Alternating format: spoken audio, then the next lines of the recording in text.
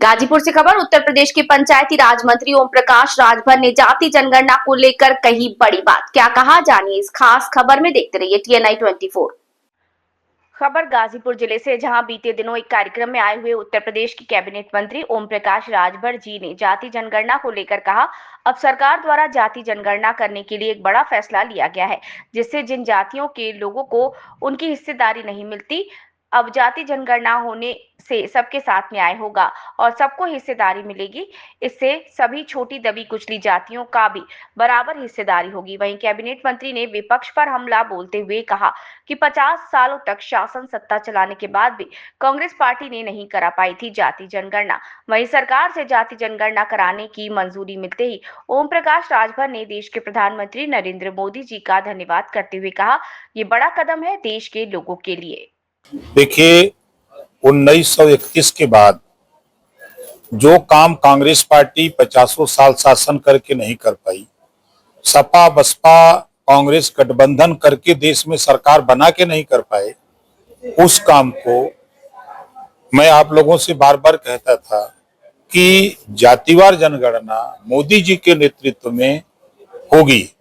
मैं बार बार कहता था, तो कोई मानने को तैयार नहीं था। अभी कल भी मैं कंक्लेव था, मैंने वहां कहा कि जातिवार जनगणना मोदी जी के नेतृत्व में ही होगी। आज ऐलान हो गया, तो ये शुभ संकेत है उनके लिए जो बेचारे गिनती नहीं थी जिन जातियों की। अब जातिवार जनगणना होने पर सामाजिक न्याय सबके साथ होगा। इसके लिए हम देश के प्रधानमंत्री जी को धन्यवाद देते हैं कि आपने वो काम किया है जो काम लंबे समय तक शासन करके कांग्रेस नहीं कर पाई, सपा बसपा मिल के शासन चलाए वो नहीं कर पाए, उसको आपने करके इतिहास रचा। ऐसे में आप अभी हमेशा तो सभाओं में जिन जातियों का नाम लेते थे, क्या उन जातियों को किस तरह का फायदा होगा? जब उनकी गिनती होगी तो अब उन गिनती के बाद उनके हिसाब से, जैसे राशन कार्ड है, परिवार में अगर गिनती जब राशन कार्ड में नाम चढ़ जाता तो उस हिसाब से उस यूनिट से उनको राशन मिलता है।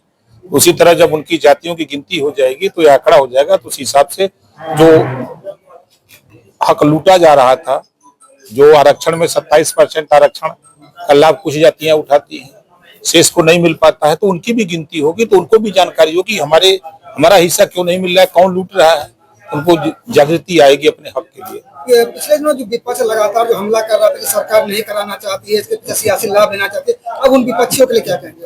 अब तो कह रहे हैं कि ये